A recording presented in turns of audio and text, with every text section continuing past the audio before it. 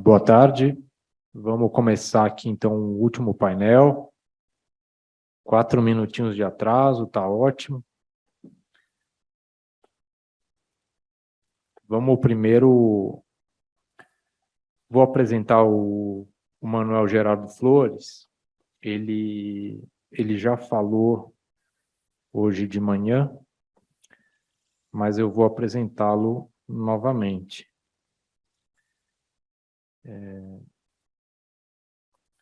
Antes disso, só relembrar que o objetivo da nossa última sessão do dia é novamente, né, fazer um debate sobre as recomendações do peer review e sua implementação. Então, agora a segunda parte, né, vamos tentar abordar os temas, né, temos muitos temas aqui para conversar.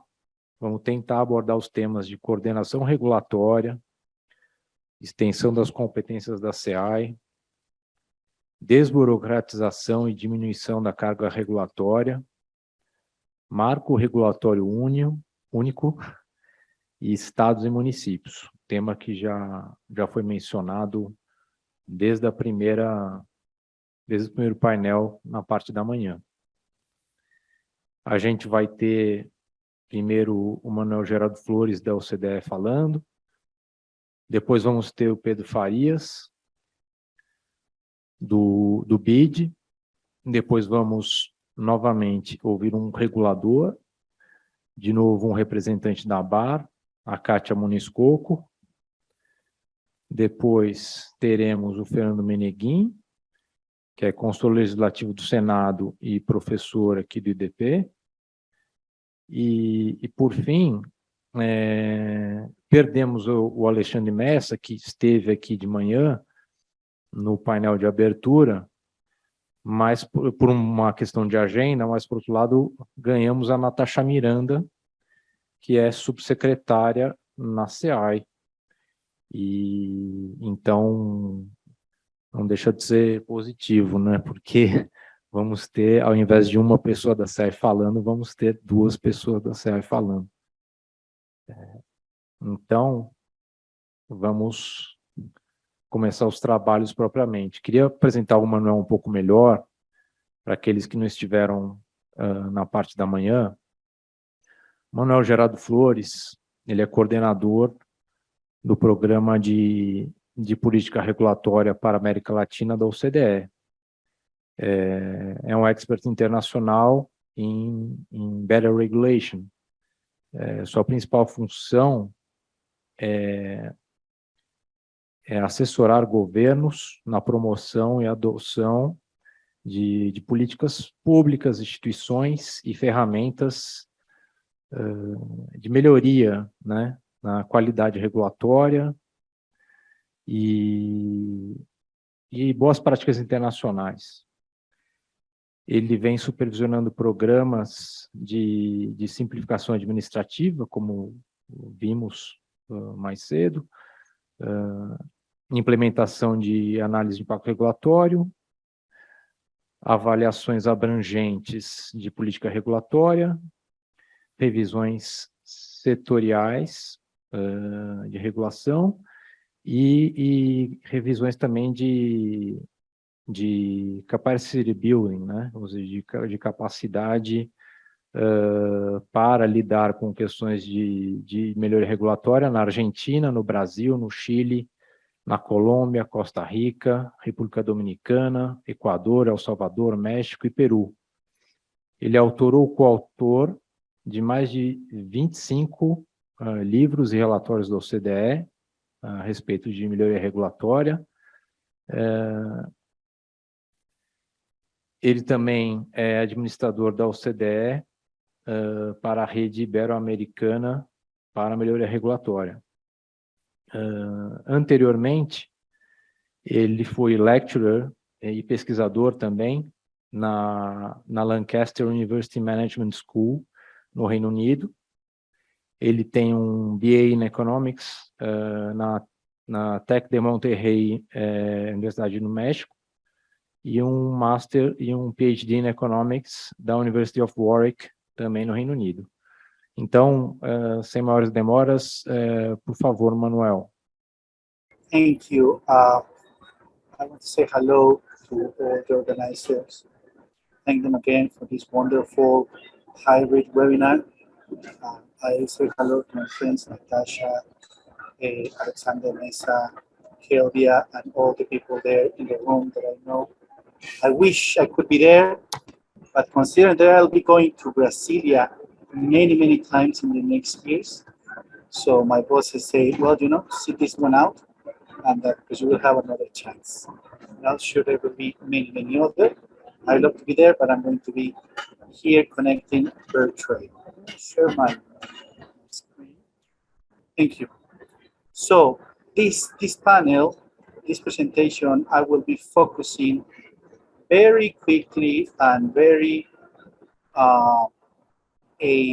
simply to the part of the peer review on regulatory reform of Brazil, on the element of regulatory policy at subnational level. As I said in my previous participation, given the challenges that for Brazil represents being a federal government in which the three levels of governments regulate autonomously, the regions, in this case called the states, the local governments, municipalities, according to the Constitution, as is the case in other federal countries of the OECD, they have full powers to regulate. And similar to other elements of the OECD, these subnational governments, as all of you should know, or must know, there are specific aspects in which each level of government has its own authority to regulate. And there are other aspects of public policy in which they regulate at the same time, concurrently. And then there are other aspects of regulation in which the federation establishes the main guidelines, the main law, and the subnational governments are supposed to issue complementary or supplementary regulation. So we have all sorts, all flavors. And recognizing the challenge that this represents for Brazil in the application of better regulation policies is the reason why we have this chapter, and the reason why also the peer reviewers that participated in this report and that provided their insights, provided their recommendations, their experience, were from federal countries: Australia, Canada, and Mexico. The three of them very strong federations, just as in Brazil, with more or less the same amount of a territory, large countries geographically, but obviously with less population than Brazil, that's clear. And the idea, all the analysis and recommendations that are included in this review came with the insights and inputs from these three peer reviewers.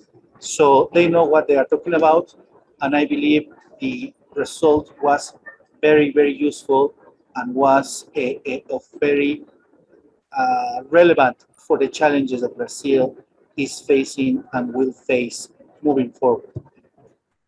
So a little bit of putting the context. Remember that the 12 principles of the recommendation of the Council is what provides the framework for this review and for the functioning of the Regulatory Policy Committee of the OECD, which was the one that performed this analysis, including us, the OECD Secretariat, and the three peer reviewers. And in these 12 principles, there are two that pertain to subnational governments, number 10 and number 11.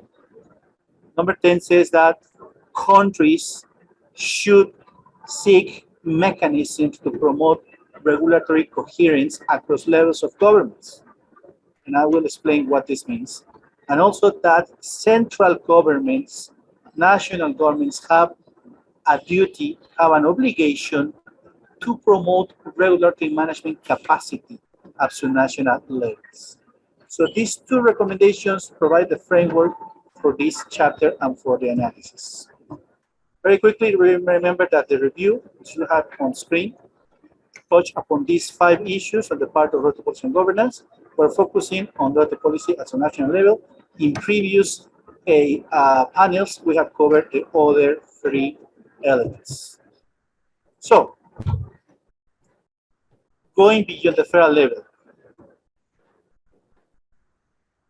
it is clear that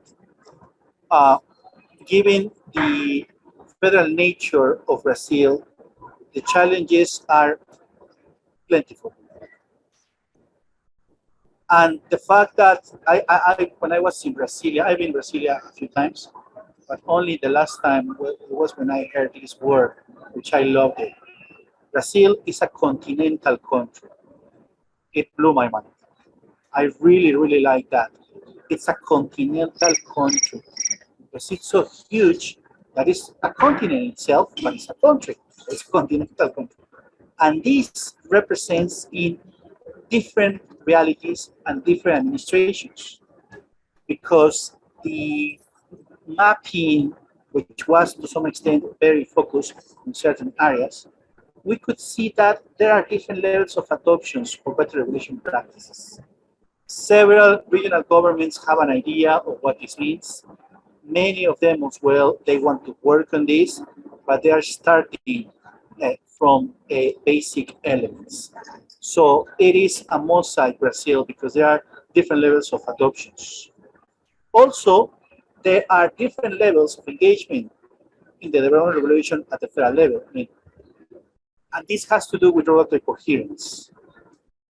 Basically, regulatory coherence, the recommendation of the Council, what it says is that in the development of regulations, federal national governments should seek the input of lower levels of governments and ensure that the regulatory framework across levels of governments is coherent, makes sense, avoids duplications, avoids overlaps, and avoids voids, eliminates voids.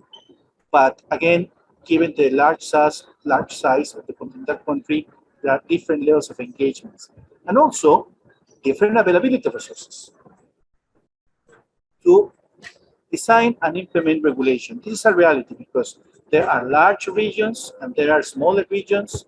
And also it's the same with municipalities. So this is the challenge that Brazil pertains. And this challenge is compounded with the fact that citizens and businesses, they only perceive one government. Many citizens are aware that there's a municipal government, that there's a regional government, and there's the federal government. But in the end, for all of them, is one government. And if these governments do not work together to ensure a modern and quality regulatory framework, no matter whether one government works hard, if the other doesn't work as hard as the other, the gains of a good regulatory framework are lost. Because if you have a good law at federal level, but then there's an activity which is regulated also by a regional law or a state law, and that one is of bad quality, in the end, the citizen, the business suffers. So as you can see, the gains of better regulation in one level can be eliminated by the lack of better regulation, of quality regulation in other levels of governance. So, sorry about that. I have therefore that these different realities results in lack of uniformity in enforcement regimes, in compliance costs, in licenses and permits. And again, this, in the end, what this affects is the citizens and the ability of the 3 levels of governments to deliver public policy objectives through regulation. Please remember that the starting point is always the fact that for the OECD, regulation is a form of public policy. And As such, it helps to deliver public policy objectives, eradicate poverty, take care of the environment, protect workers and consumers, diminish risks in the pursuit of economic activities.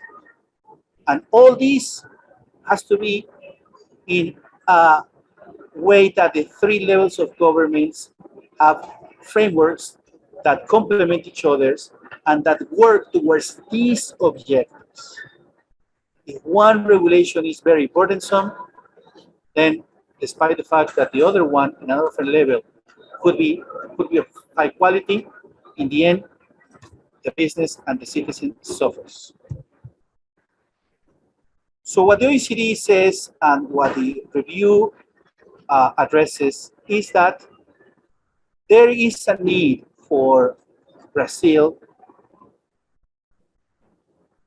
to engage in activities that promote regulatory coherence.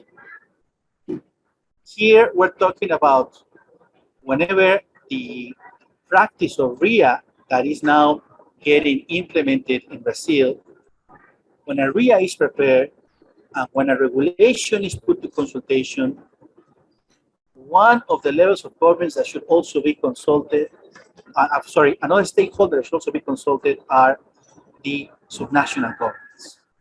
I know it's a challenge because you have more than 20 regional governments and many thousands of municipalities. But at least they should know that if they want to participate, there's a way for them to do it. Not only that, but also in the revision on the ex-post evaluation of regulation, the review of the regulatory stock, there should be ways, opportunities, should be spaces in which subnational governments could promote their views and make clear their comments in these reviews, in these regulations that are being reviewed.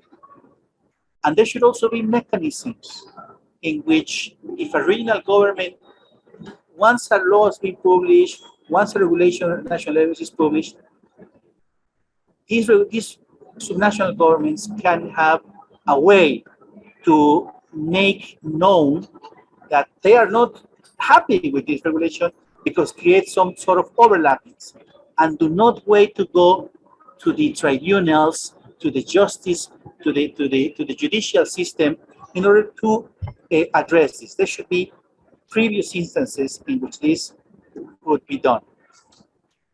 Then on the other two elements, this has to do with the promotion of regulatory capacity, regulatory policy capacity at subnational level. And there are many things that could be done. And in this case, the three countries, Canada, Mexico, and Australia, offer many, many examples. It has to be said, as I said in my first intervention, that this recognizes the federal nature of Brazil and that these mechanisms of promotion should be completely voluntary in order to respect the federal nature of Brazil and the autonomy of subnational governments. Nothing so far it cannot be imposed, not at this stage. And as work progresses, there could be other sort of arrangements. Exchange of good practices and lessons learned. This is a key element because in this case, not only the federal government would exchange with local governments, regional governments, the good practices and the success stories, but they can also be done between different levels of governments, or some subnational governments could share this with the federation. You will be surprised as the innovations that could be found at subnational levels. It is often the case that in federal governments, federal nature governments like Canada, Australia, and Mexico, innovations on regulatory policy and better regulation start with regional governments and then they migrate to the federal government. So the federal government can also learn from what they are doing. One example is the use of digital licensing and permitting, because regional governments could be quicker to react and are closer to the citizen they are able to design delivery of public services through digitalization and permitting quite effective. And the federal government could learn from that. Also, in the process of RIA, as I mentioned, there should be these options for national governments to participate. And also, when a federal, the regional government is preparing regulation, is preparing the RIA, it could also consult with the Federation for comments.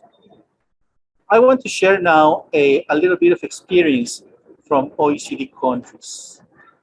What you have in front of you is the latest measurement across different, across the government, OECD countries, whether these countries promote best practices on better regulation at the level of governments. So we have whether yes, any sort of practice, benchmarking performance that is comparing performance across different orders of government, reports on good practices, workshops, other. The blue, the hard blue a square represents governments from OECD countries which follow a federal system, and the other which follow unitary system. It's important to mention that even in unitary countries, subnational governments are not able to issue regulation on their own, but sometimes have the obligation, or most of the time, they have the obligation to issue regulations to complement the national regulation. That is, the national regulation sets general policies on inspections for health purposes, and local governments issue the manuals or carry out the inspections following certain protocols. So it's always the case that unitary governments also have to take care of regulation at subnational level. So as you can see, you have to remember that there are 37 member countries. And here, only 17 in total promote these good practices. So a little below 50% of countries OECD do this. And this is not a good performance, and more should be done to promote these practices. This is part of the outlook, what we call growth policy outlook, which is a measurement every 3 years. The next one will be, this was published in 2021. The next one will be in 2024 with measurements on 2023. And for that one, Brazil, because it's an accession country, will already be part of these measurements. And we want the OECD that Brazil is in this graph and is not a country who says, no, I don't do anything about this. You already do, but you can do a lot more. Promote regulatory coherence. Here is very important because of the 37 member countries of the OECD, only 8 are considered federal. Canada, the US, Mexico, Australia, Germany, Austria, Switzerland, and there's another one which I am missing right now, and I apologize for that. So these 8 countries, of all these 8 countries which are considered federal, 8 of them promote regulatory coherence. And also 18 of subnational or unitary countries promote that. So here lies the importance of making sure that regulations are complementary, do not overlap, and eliminate any voids. On the same way, this means that 26 countries promote coherence, which means that 11 does not do it. And that is a big gap.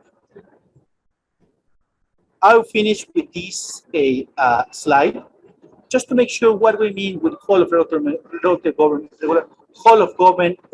policy, which covers all the elements of the regulatory cycle. And when countries, federal countries, in this case, the federal government of Brazil, start engaging more heavily, they already do it, but as I said, it needs to be done on a more systematic basis. And you can use this framework to make sure that they follow a whole of government approach to regulatory policy. And with this, I finish my intervention. Thank you very much.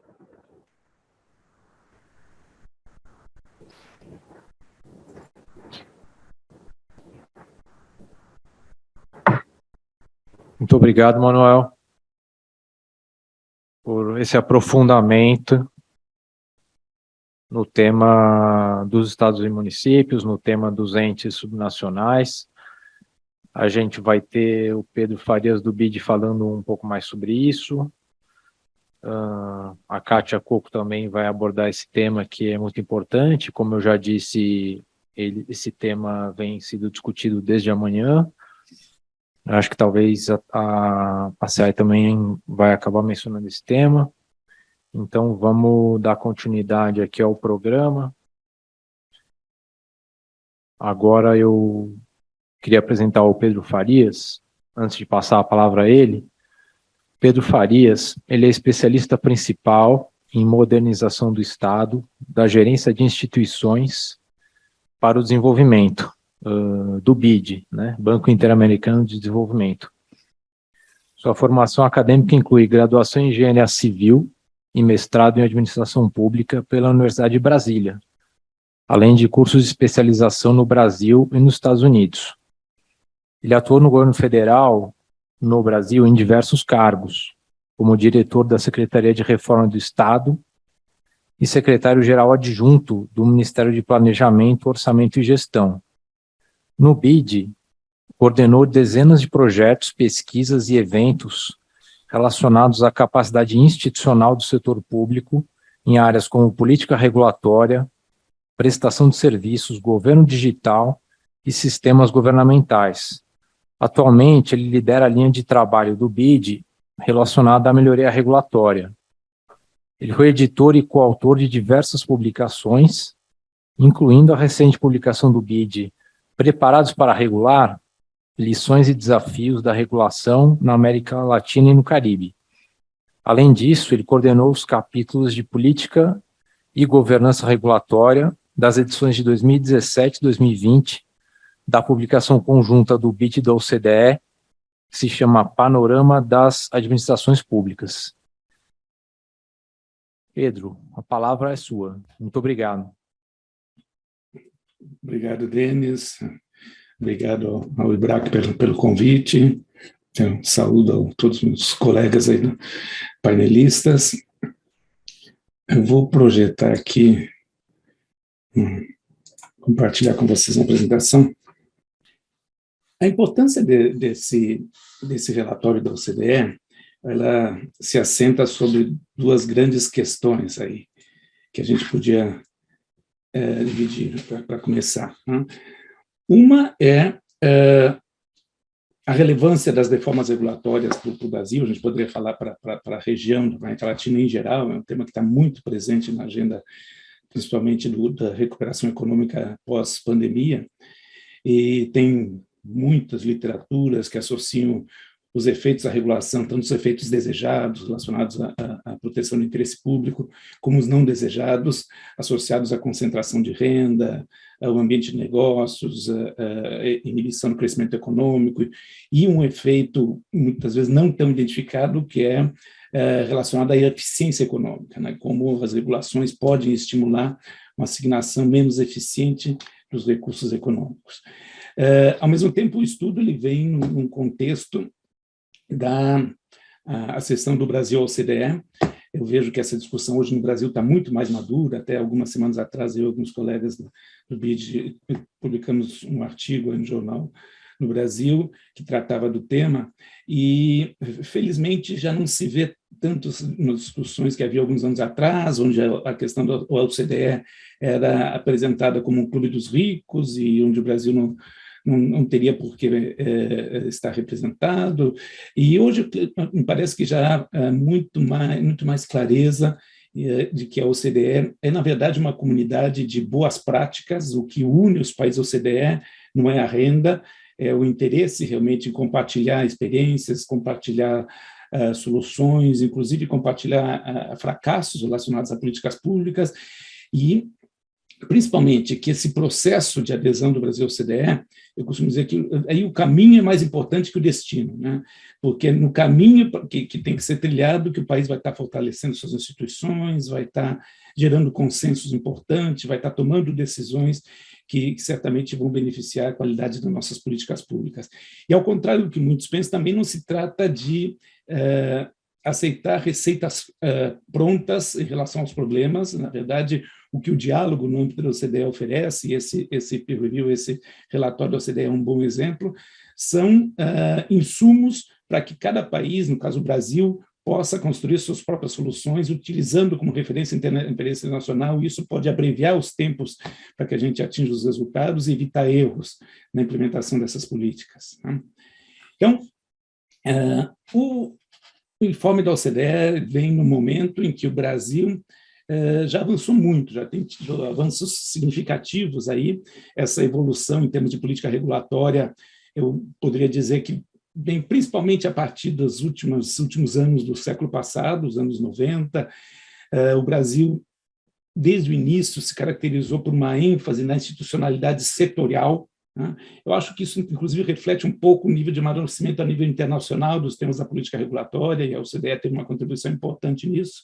Então, o Brasil, ainda nos últimos anos do século passado, trabalhou na criação das agências reguladoras. Eu tive a oportunidade de estar no governo aí, me lembro que nas discussões ainda sobre os modelos de agências independentes eram bastante polêmicas, porque eram modelos novos e pareciam muito estranhos ao direito administrativo brasileiro.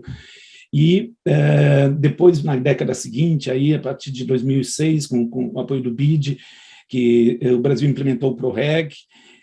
Durante a formulação do PROREG, eu lembro bem também que se discutia muito até que ponto esse programa já deveria avançar no sentido do estabelecimento de uma unidade de coordenação dos temas, e houve uma percepção de que o tema não estava suficientemente maduro ainda, do ponto de vista do diálogo institucional no Brasil. Então, a estratégia estabelecida foi uma estratégia de parcerias, de oferta de serviços, oferta de capacitação para os reguladores setoriais. Eu acho que isso funcionou muito bem. O PROREG foi um programa pequeno que teve um impacto bastante significativo. Mais recentemente, a gente tem alguns marcos legais muito relevantes, muito importantes, como a Lei das Agências Reguladoras, a Lei da Liberdade Econômica, os decretos que regulamentaram esses marcos legais, e desde o ano passado, alguns avanços importantes também em relação a compromissos internacionais, tanto o protocolo com os Estados Unidos, no ano passado, como a declaração que foi feita aí durante o Summit of Americas, em junho, em Los Angeles, do qual o Brasil e mais 13 países foram subscritores, estabelecem compromissos na adoção de boas práticas regulatórias. No caso do protocolo com os Estados Unidos, eu acho que isso pode ser um marco, inclusive, para acesso ao mercado ainda mais amplo que o mercado dos Estados Unidos, que é o mercado da América do Norte. É bom lembrar que o TMEC tem todo um capítulo de boas práticas regulatórias, e é um dos capítulos mais modernos a nível internacional, e que a economia do México e do Canadá juntos representam 1,5 vezes a economia do Brasil. Então, nós estamos falando também de outros mercados bastante significativos, além do mercado estadunidense. Então, nesse contexto, nós chegamos ao review do CDE, sobre esses avanços já construídos nos anos anteriores. Eu não vou me deter muito sobre as recomendações, o Manuel já falou, já foi discutido isso em outros painéis. Eu vou me fixar, ver se posso agregar alguma coisa, alguns pontos, em duas áreas que foram direcionadas a esse painel, que é o tema da governança e da política regulatória em relação a estados e municípios, né? Especificamente em relação à governança, né? Embora a governança regulatória aborde muitos outros temas da autonomia, do formato institucional dos reguladores, da maneira como se tomam decisões, o tema que tem sido realmente muito evidenciado é a discussão sobre a existência de um oversight body no Brasil, né? De um órgão de coordenação e de supervisão regulatória, né? E eu vejo que agora, realmente, o Brasil está num nível de maturidade que não estava há mais de 10 anos, falando de 15 anos, quando desenhamos o PROREG, e que realmente acho que é o momento do Brasil partir para consolidar institucionalmente essas funções, com o objetivo, aí eu acho que é importante ter claro uma maneira bastante simples, a gente poderia dizer que o objetivo de um órgão como esse é assegurar tanto a coerência como a qualidade na implementação da política regulatória, né? E, para isso, ele tem que executar algumas atribuições, né? Vai ter algumas competências, para usar a linguagem aí do direito administrativo brasileiro, né? Ele vai ter que trabalhar para garantir um certo alinhamento estratégico dos diversos reguladores, né? Ele vai ter que assegurar também a qualidade na aplicação dos diversos instrumentos regulatórios. O RIA, mas o impacto regulatório é sempre o mais visível, mas existem outros instrumentos relacionados à agenda regulatória, consultas públicas, avaliações ex post. Ele vai ser responsável também por uma promoção e fortalecimento das capacidades técnicas para a regulação, né? E ele tem uma função que muitas vezes não é tão valorizada, mas que é muito importante, de comunicação e de coordenação de um diálogo que vai ter que envolver não só outras instâncias de governo, como também o setor privado e o setor acadêmico. Para fazer isso, é importante analisar a experiência internacional e ter clareza em relação a alguns modelos institucionais, algumas capacidades que esse órgão tem que ter. Primeiro, não necessariamente nós estamos falando de uma entidade única, né? Existem experiências a nível internacional, em países avançados, tanto do exercício centralizado dessas funções que eu mencionava, como do exercício através de uma distribuição de funções, né? O exemplo mais notório do exercício centralizado é a OIRA, dos Estados Unidos, Information Regulatory Affairs, vinculado ao White House, né, mais especificamente ao órgão de Management e Budget, de gestão e pressuposto e orçamento da Casa Branca. E existem outros exemplos. O México, na nossa região, é certamente o órgão onde tem... É país que tem um órgão com essas características mais consolidados, que é a CONAMER, a Comissão Nacional de Melhoria Regulatória. Mas o Canadá também é um bom exemplo, com a vantagem de que é um Secretary of the Treasury, onde estão concentradas essas funções de coordenação regulatória, tem um desenho que talvez seja o mais semelhante ao desenho atual do Ministério da Economia, pela amplitude das competências e das funções, das atribuições. Mas existem países que tratam o tema com funções distribuídas, como o Reino Unido, que também é uma referência a nível internacional e que teve alterações ao longo dos anos aí na maneira como exerceu esse papel. No primeiro momento, uma força de trabalho, inclusive ligada ao primeiro-ministro. Hoje, isso migrou para uma função mais permanente, a nível de um departamento, um ministério para nós, e com funções também a nível de outras áreas do governo. Então, Colômbia também é um exemplo de onde se distribui as funções de coordenação e supervisão regulatória entre vários países. O Chile, embora mais recentemente tenha criado, dentro do Ministério da Economia, uma divisão de competitividade e melhoria regulatória, também tem as funções distribuídas, está buscando consolidar, nós estamos trabalhando com eles uma consolidação. Então, é importante ter clareza de que não existe uma solução única. Como eu dizia, a experiência internacional tem que ser uma referência para que o Brasil, considerando suas características próprias, sua economia política, chegue a uma solução mais adequada. E a nível internacional, a gente vê esses órgãos vinculados a distintas áreas do governo. O mais comum costuma ser vinculado aos Ministérios da Economia, né?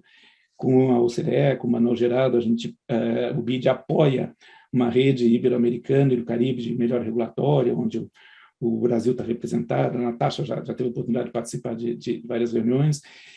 E aí, mais ou menos 50% dos países têm esses órgãos de enlace com a rede nos Ministérios da Economia, mas também há alguns que têm na presidência, há órgãos como a Colômbia, que estão vinculados ao órgão de planejamento, na República Dominicana, ao órgão de função pública ou de administração pública.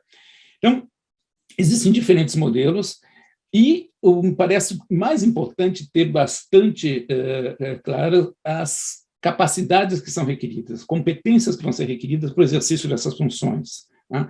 Então, além de uma fundamentação legal clara, que deixe muito precisas as responsabilidades que têm que ser exercidas e quem é responsável por cada uma dessas funções, um órgão com essas características vai requerer muita capacidade técnica, um orçamento adequado. Eu tenho conversado aí, a gente teve a oportunidade de ter várias reuniões com os colegas da CEAI sobre esse tema, e eu menciono, mais de uma vez já mencionei o exemplo da CONAMER, que, como eu dizia, talvez seja o órgão realmente mais consolidado a nível institucional e reconhecido a nível internacional da América Latina. A CONAMER tem uma força de trabalho para tratar exclusivamente dos temas de coordenação e supervisão regulatória de mais de 90 funcionários, dos quais mais de 60 são técnicos, exercem funções eminentemente técnicas.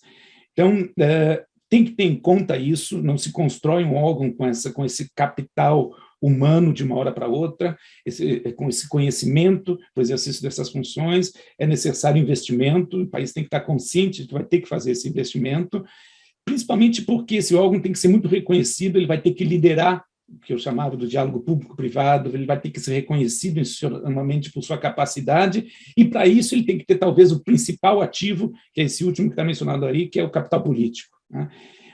Esse órgão tem realmente que ser visto como um órgão respaldado politicamente. As funções deles não podem estar só no papel. Talvez o que seja mais difícil de construir para um órgão com essas características seja a credibilidade institucional, e isso é algo difícil de construir, muito fácil de se perder. Então, tem que levar em conta tudo isso numa estratégia que tem que ser desenhada pelo país para compatibilizar a assunção dessas responsabilidades, a incorporação dessas responsabilidades com as capacidades correspondentes para exercer adequadamente esse papel. Bom, o segundo tema tem a ver, então, com a questão da política regulatória a nível subnacional, né? Como equilibrar a autonomia dos estados, dos municípios, com a busca da coerência regulatória, né? O Manuel já falou das recomendações, eu não vou me deter sobre esses pontos que ele já enfocou, vou ressaltar alguns pontos que a gente vê também da experiência internacional e em países onde a gente tem apoiado esse tema, em particular no México, onde a gente tem trabalhado muito com o México nos últimos anos, em vários projetos. Eu vou mencionar um pouquinho para vocês da experiência particular do México logo, mas o que a gente vê? O governo federal tem um papel decisivo, né? E o governo federal deve exercer uma liderança, se possível, através de um mecanismo institucional que apoie essa coordenação. Para isso, tem que haver uma estratégia que seja reconhecida pelos diferentes níveis de governo, e essa estratégia tem que contemplar prioritariamente a construção de capacidades. O grande déficit de capacidade que existe nos governos subnacionais tem que ser o ponto prioritário de uma estratégia como essa. Há várias maneiras de estimular a adesão dos governos subnacionais a iniciativas como essa, criação de incentivos, através de recursos financeiros, programas de certificação, da provisão de assistência técnica, geração de um ranking, onde possam ser estimulados os governos a melhorar sua posição. O Peru está fazendo um trabalho muito interessante no projeto que nós temos nesse sentido. E o governo federal também pode disponibilizar plataformas, apoiar através de plataformas nacionais que disponibilizam ferramentas digitais, por exemplo, para medição de custos administrativos. Nós estamos com o México gerando agora uma plataforma digital que vai poder ser descarregada pelos governos a partir de um repositório do BID, que vai permitir esse tipo de trabalho. O governo federal pode apoiar atividades de simplificação, digitalização. Nesse sentido, inclusive, o BID já tem um programa mais digital com o Brasil e que poderia apoiar os governos nacionais. Uma das áreas previstas é a área de melhoria regulatória. Uma experiência muito interessante que é a do México, né? O Manuel mencionou como o México teve oportunidade de aportar no âmbito do review, então eu vou detalhar um pouquinho mais vários pontos da experiência mexicana que eu acho que seriam bastante úteis. Primeiro que o México é um país que tem muitas semelhanças culturais ao Brasil, um direito administrativo também de matriz francesa, napoleônica, então tem muitas semelhanças sobre esse ponto de vista. É um país muito grande, uma população de mais de 160 milhões de habitantes, e em 2017 o México aprovou uma emenda constitucional, de um status constitucional ao tema da melhoria regulatória. Esse passou a ser um tema mandatório para todos os níveis de governo. No ano seguinte, o Congresso mexicano aprovou uma lei geral de melhoria regulatória. Uma lei geral no México é uma lei que se aplica a todos os níveis de governo, algo que poderia ser similar a uma lei complementar no Brasil, né? Essa lei criou um sistema nacional de melhoria regulatória, criou um conselho nacional, como eu falava antes, a necessidade de ter uma instância para coordenação. Nesse conselho nacional tem representação vários órgãos do governo federal, tem representação estados, municípios, a sociedade civil, empresários, acadêmicos, e criou uma série de instrumentos para uso comum pelos distintos níveis do governo, atribuindo ao governo federal a responsabilidade por desenvolver esses instrumentos. Tá? Um deles é o Catálogo Nacional de Regulações, Trâmites e Serviços. O BID financiou e apoiou todo o desenvolvimento desse catálogo nacional, e outro é o Expediente de Trâmites e Serviços, que nós estamos apoiando o desenho também a nível da Secretaria de Economia do México. Já está em funcionamento dentro do governo federal, dentro da própria secretaria. Vamos trabalhar agora com os primeiros pilotos para incorporar outras instâncias de governo. É basicamente uma ferramenta de interoperabilidade que busca impedir que, em qualquer nível de governo, o cidadão ou o empresário tenha que fornecer algum tipo de documento ou dado que já é de posse de algum dos níveis de governo. Então, permitir o intercâmbio de dados para facilitar a prestação de serviço, né? O México também, com base na lei geral, ele gerou vários incentivos para que os estados e municípios se incorporem ao que a lei chama de programas de melhoria regulatória, né? São programas que passam por um processo de certificação a nível do governo federal, e a CONAMER tem um papel central nisso, provê muita assistência técnica aos estados e municípios em várias áreas, né? Desde temas de medição de custo administrativo, programas de abertura de empresas, programas para simplificação de alvarás de construção e algumas reformas setoriais. Por exemplo, ultimamente, a nível local, tem sido muito demandado reformas setoriais a nível municipal para temas de telecomunicações, porque se percebeu que um gargalo para o avanço do 5G, justamente o Brasil também está enfrentando esse problema, eu tenho acompanhado, são legislações locais relacionadas à instalação de antenas.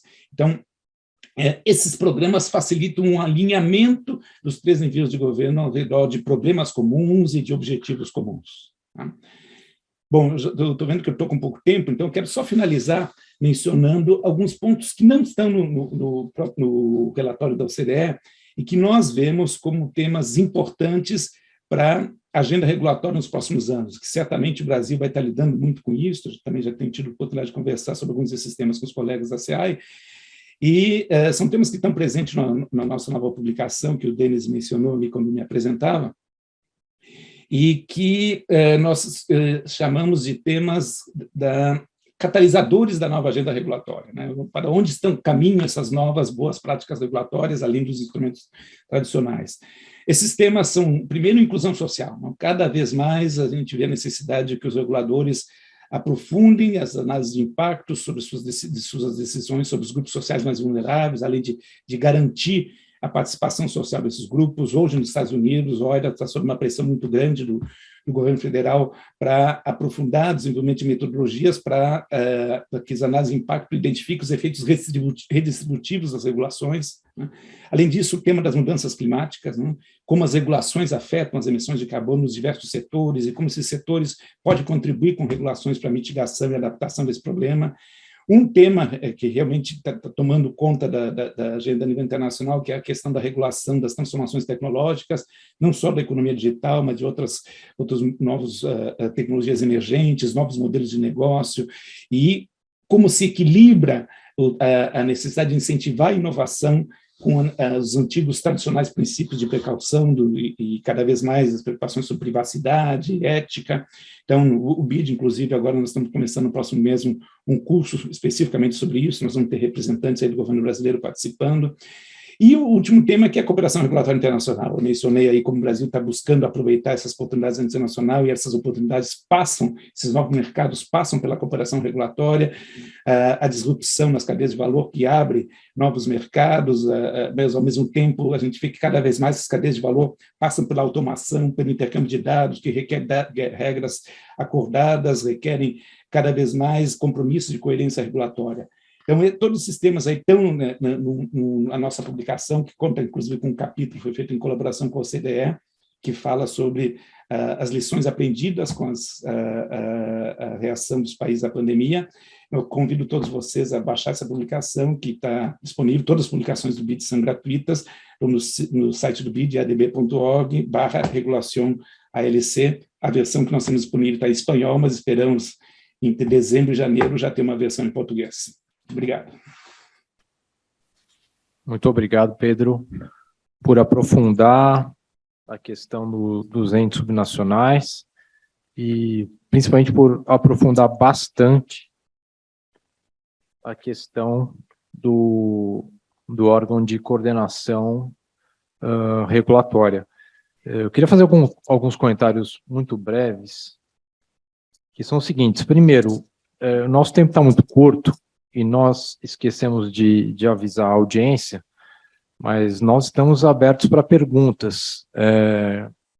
Acho que a gente estava tão satisfeito com os palestrantes e com a qualidade das palestras que a gente acabou esquecendo de avisar isso. E então, quem quiser mandar pergunta, pode mandar, porque se não houver tempo, no mínimo o IBRAC se compromete a tentar enviar as perguntas para os palestrantes.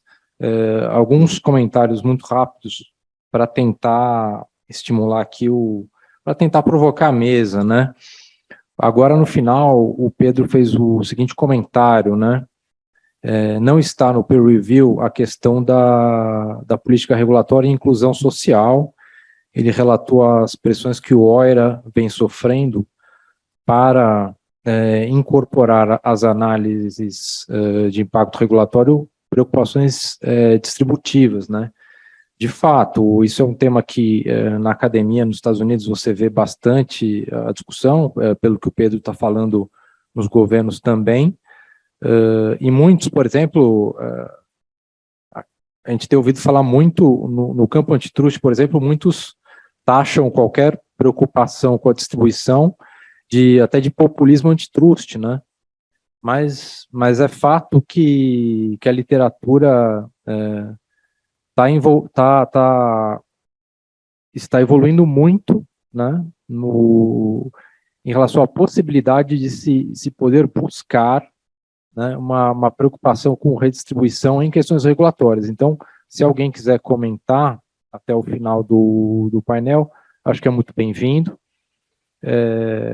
Em relação à questão da emenda constitucional mexicana e da Lei Geral de Melhoria Regulatória, lembrar que a gente tem aqui na mesa o Fernando Meneguin, que talvez mencione algumas questões relacionadas ao Congresso brasileiro, né? Quem sabe a gente consiga debater um pouquinho o quanto a gente deve discutir essas questões no Congresso num período de tempo breve, o quanto a gente deve ter uma postura mais cautelosa, mas acho que sempre, né, como a gente está fazendo aqui hoje, tendo esse objetivo de conversar sobre esses temas com quadros qualificados, né, como a gente tem o Fernando aqui na mesa, a gente tem outras pessoas na audiência. Então, eu teria mais várias perguntas, mas como a gente tem pouco tempo, eu queria passar a palavra para a reguladora da mesa, que é a Kátia Coco, que eu já mencionei, não sem antes apresentá-la um pouco melhor. A Kátia Coco, além de ser diretora da ABAR, ela é diretora de saneamento básico e infraestrutura viária numa agência estadual, que é a ARSP, né, a Agência Reguladora de Serviços Públicos do Espírito Santo. Ela é mestre em engenharia ambiental pela UFES e pós-graduada em engenharia de segurança do trabalho pela FACAM. Possui graduação em engenharia ambiental pela UFES, novamente, e saneamento ambiental pelo IFES. Tem experiência na área acadêmica ao ministrar disciplinas na área ambiental em cursos técnicos de pós-graduação. A Kátia atua desde 2009 com regulação de serviços de saneamento, assumindo a função de gerente e diretora técnica da ARSE, né, que é a agência que precedeu a ARSP, e atualmente coordena a regulação, fiscalização e estudos tarifários dos setores de saneamento básico e infraestrutura viária pedagiada da ARSP. Em 2013, foi publicado o livro Regulação do Saneamento Básico, cujo capítulo sobre fiscalização direta da prestação dos serviços de abastecimento de água e esgotamento sanitário é de sua autoria. O livro foi ganhador do Prêmio Jabuti, com o 3º lugar na categoria de Ciências Naturais. Então, por favor, Kátia. Obrigado. Boa tarde a todos. Gostaria de parabenizar o EBRAC pela organização do evento, né? Eu vejo assim, que o dia foi muito rico.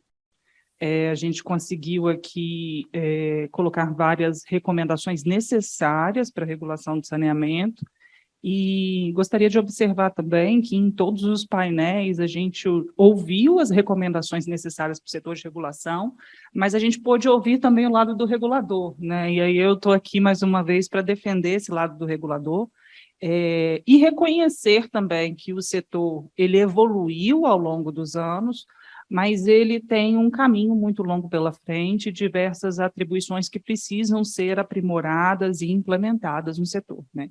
E tudo isso traz seus benefícios, né? A importância de um setor de regulação estruturado, ele traz benefícios para a sociedade.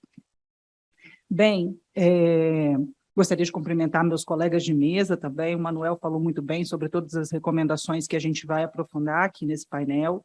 O Pedro Farias também trouxe essas recomendações, destacando também o quanto que a regulação do México tem a contribuir para a disseminação da regulação a nível internacional, e os colegas também, Fernando e Natasha, que vão falar.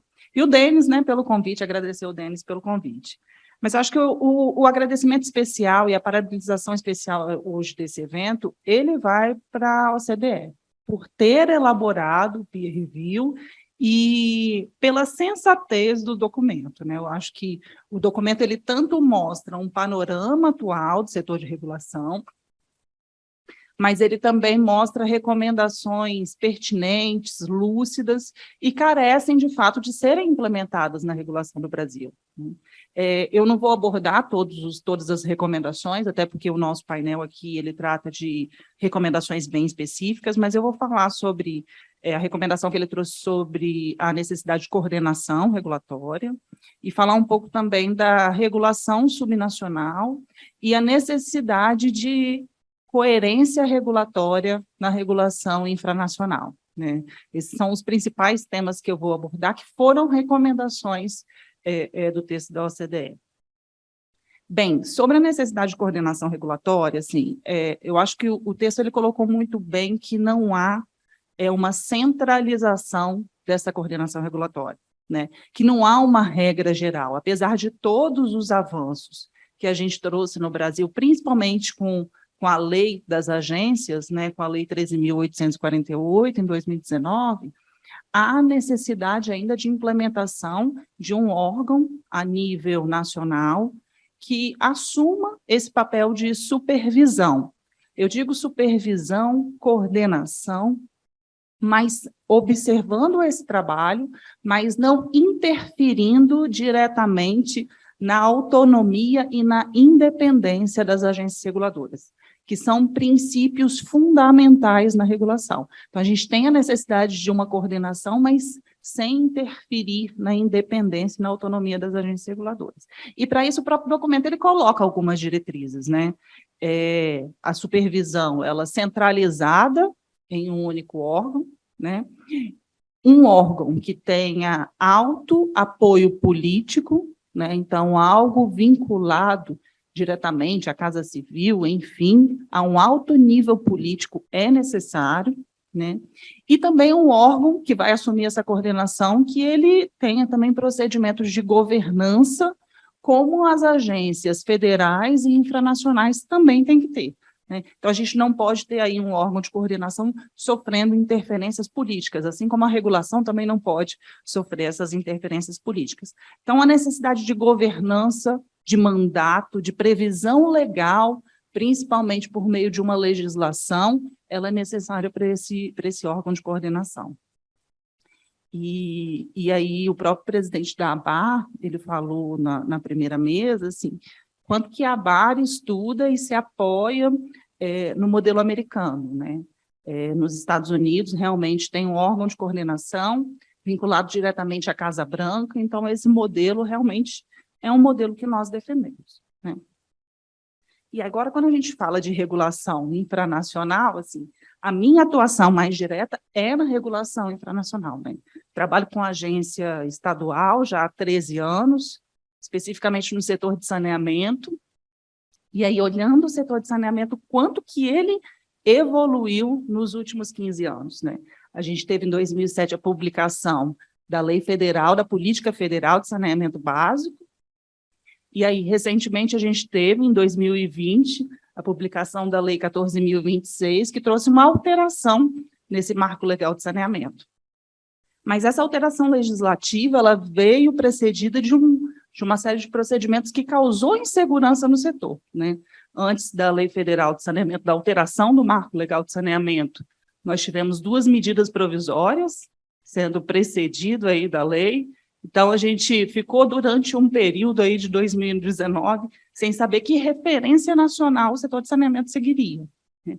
E agora temos um marco revisado e um marco federal que trouxe, sim, melhorias para o setor. Eu vejo que a principal melhoria que o novo marco de saneamento trouxe é o estabelecimento de metas para a universalização da regulação no Brasil. Então, hoje a gente tem um norte, tem que em 2033 temos que ter 99% da população com água tratada, né? E temos que em 2033 o sistema de esgotamento sanitário tem que atender 90% de coleta e tratamento de esgoto. Então, esse é um dos principais avanços que trouxe, e eu vejo que, além disso, também trouxe a ANA com uma nova diretriz. A ANA agora ela tem que estabelecer diretrizes nacionais para regulação, normas de referência para regulação, então ela assume, sim, um papel de referência nacional para a regulação infranacional, né? Então, todas as agências reguladoras, elas estão observando as normas de referência que foram publicadas pela ANA e estão sendo elaboradas pela ANA. Hoje a gente já tem 2 normas de referência publicadas, um longo trabalho ainda pela frente, uma agenda regulatória também publicada, no qual a ABAR ela vem acompanhando essa agenda regulatória. Então, assim, quando a gente fala de coerência regulatória, a gente vê que no setor de saneamento alguns passos já foram dados. E essa centralização da ANA como um órgão capaz e com a competência de colocar normas de referência para a regulação infranacional é uma delas, né? E aí, a depender dos setores de infraestrutura, como o setor de saneamento, a gente vê que quanto mais diretrizes e titularidades municipais a gente tem, mais disparidade na regulação a gente também tem. Então, o setor de saneamento é um exemplo disso. A titularidade do setor de saneamento ela é municipal e, em alguns casos, regional. Então, temos agências reguladoras municipais, estaduais, e agora a ANA com essa nova competência. E aí, falando nisso, assim, mais disparidade a gente tem, e no levantamento da ABAR, nós temos mais de 2.000 municípios, de torno de 550 mil, de 5.000 municípios que tem no Brasil, a gente tem 2.000 municípios que ainda não têm agências reguladoras do setor de saneamento definidas. Então, temos a necessidade aí também de colocar a universalização da regulação em determinados setores de infraestrutura. Então, não é só universalizar os serviços para que a população tenha acesso aos serviços, é universalizar também a regulação para que todos tenham acesso à regulação. E aí, qual o benefício, principalmente da regulação aí no setor de saneamento? Ter um serviço fiscalizado, né, ter um serviço de potabilidade da água, por exemplo, o serviço de água sendo distribuído de forma regular, e contínua para a população, e com tarifas também que tenham sido precedidos de estudos realizados por uma agência reguladora. Então, temos mais de 2.000 municípios hoje que não têm uma definição de uma agência reguladora. Então, quando eu vejo a OCDE colocando a necessidade de uma padronização, da gente diminuir as disparidades da regulação, eu vejo isso como muito pertinente, né? Uma das recomendações do documento também é a gente ter guias, práticas, modelos, documentos que sirvam de referência para a regulação a nível infranacional. Assim, o documento ele traz isso a todo momento. E o quanto que esses guias das melhores práticas, esse fomento a eventos que possam disseminar as experiências regulatórias, o quanto que isso é importante, né? A gente teve aqui também hoje o próprio representante da CGU falando do QualiReg, e o QualiReg ele vem desenvolvendo essas práticas com guias de melhores ações regulatórias no país, né? Inclusive, semana que vem vai ter um evento, né? Tanto um dia que vão divulgar os resultados do QualiReg, mas um outro que vão se discutir as melhores práticas da regulação no país. Então, quanto que os reguladores aprendem com esses eventos, com aquilo que deu certo e com aquelas dificuldades também que outros reguladores trazem. E a ABAR também desenvolve esse trabalho de guia de melhores práticas.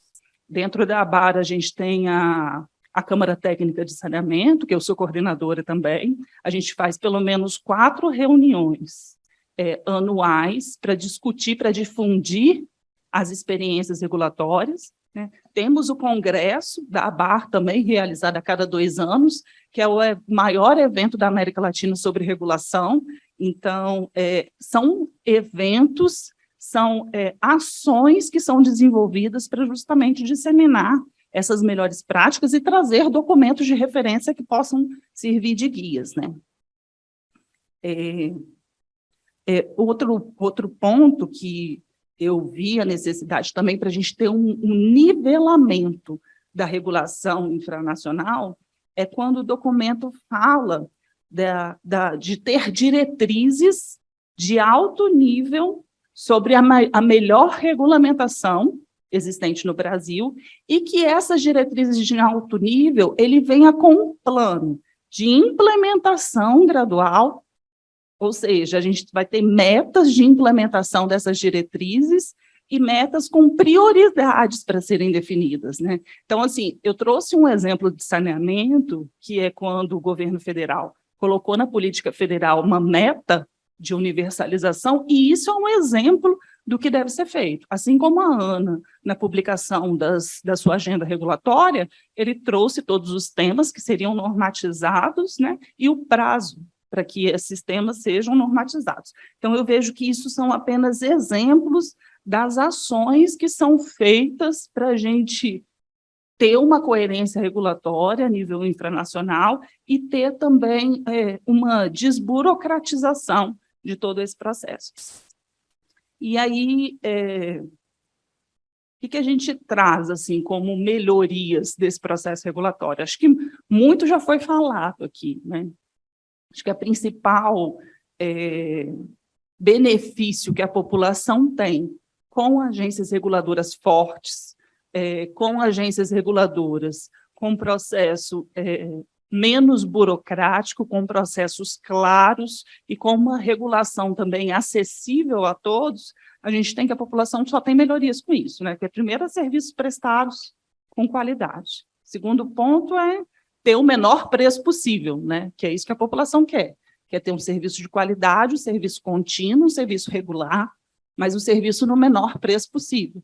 Mas que isso também tenha um mercado econômico por trás e um mercado econômico também que tenha um ambiente necessário para ele implementar suas ações. E, principalmente, assim, eu vejo que o mercado bem regulado, além desse ambiente econômico necessário, ele traz segurança jurídica para esses negócios, para esses novos negócios.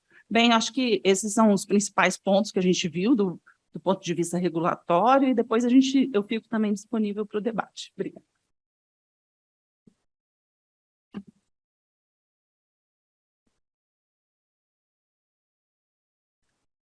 Obrigado, Kátia. Obrigado pelo aprofundamento novamente. Muito importante ouvir esses temas de coordenação e entes subnacionais, também do próprio regulador, né? E também foi muito bom te ouvir falar sobre saneamento, né? A gente acabou optando nesse evento por não tratar nos painéis dos estudos de caso, né? Mas o peer review contém 2 estudos de caso, né, em gás natural e saneamento, e foi muito bom te ouvir falando um pouco sobre isso.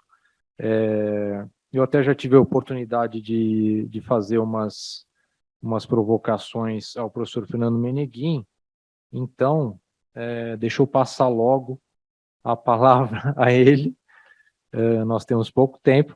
O professor Fernando Meneguin é doutor em economia, fez pós-doutorado em análise econômica do direito pela Universidade da Califórnia, Berkeley, é consultor legislativo do Senado na área de microeconomia aplicada, é também consultor sênior da Charles River Associates, professor do IDP e da Ambra University. Professor, por favor. Muito obrigado, Denis. Obrigado pelo convite. Agradeço ao IBRAC, ao IDP por estar aqui. Saúdo meus colegas de mesa. Vamos lá, tentar falar um pouco mais rápido aqui, por conta do nosso adiantado da hora. É fantástico, né, o peer review da OCDE, porque ele ressalta algo que a gente tem que estar sempre na cabeça, que o ambiente regulatório, normativo, inchado, ruim, gera muitos malefícios para o país, né? Ele prejudica empreendedorismo, ele desestimula inovação, ele encarece e burocratiza a atividade privada. Então, é algo que acho que o peer review da OCDE, só de chamar atenção para isso, já faz muito, né? Já é um ponto extremamente positivo. Sobre a parte que a gente tem que comentar aqui, que é a política regulatória e a governança, bom, a gente tem que começar enfatizando que muito já foi feito, né? Só o fato de a gente ter numa legislação um rol de abusos regulatórios, isso já é, assim, um avanço tremendo, né? Você falar o que a administração pública deve evitar, já mostra como que o Estado brasileiro vem melhorando, e melhorando em diversas situações, assim como foi a obrigatoriedade da análise de impacto regulatório. Em relação a essa governança, que o peer review chama tanta atenção pela falta, talvez, de coordenação, de liderança, isso é algo que a gente também tem que se preocupar, realmente, né?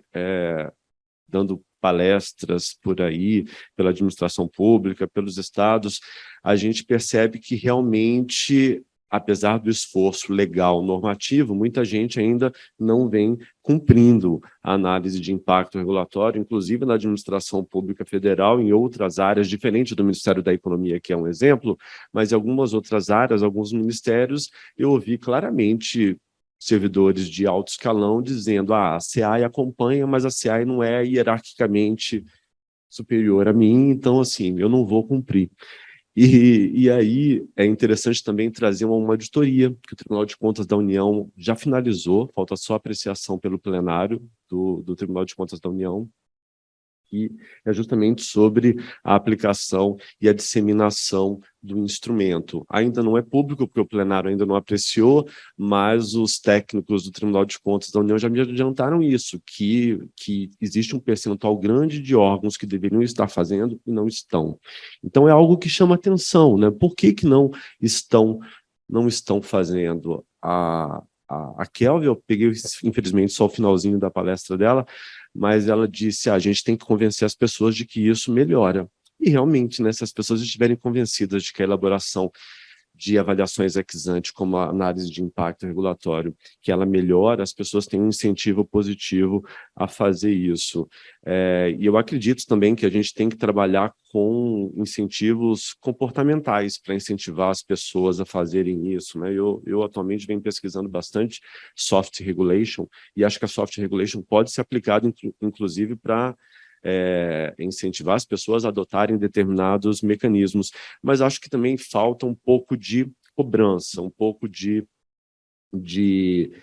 determinação e coordenação superior, exigindo que realmente isso seja abraçado por toda a administração pública. E aí eu entro num tópico interessante, que é sobre a cogência da análise de impacto regulatório, né? Eu tenho um colega aqui do Senado, Vitor Marcel, que é constitucionalista, e ele fez um artigo brilhante sobre isso, falando que a análise de impacto regulatório, apesar do decreto dizer lá no final que não vincula, né, que o ato administrativo que vier, mesmo sem aí, ele não vai deixar de ser válido por conta disso, o Vitor tem toda uma argumentação falando que existe sim a cogência, que deveria ser algo obrigatório, embora na prática a gente vê que vem sendo descumprido. Outra questão que acho que poderia ser também tratada no âmbito do Poder Executivo para fazer essa coordenação funcionar melhor é talvez rever alguns atos normativos de maneira que vai sinalizar de que a avaliação ex ante é extremamente importante. E que atos normativos que são esses? Quando eu estou falando isso especificamente sobre o decreto 10.411, né, que ele coloca várias exceções. Por que alguns atos normativos precisam de uma avaliação ex ante e outros não? E aí o decreto 10.411 ele excepcionou os atos normativos tributários, com exceção das obrigações acessórias, mas o que está vinculado à obrigação principal não precisa de análise de impacto regulatório, e aí vem a questão, por que aumentar um tributo? Eu não preciso de uma análise de impacto regulatório.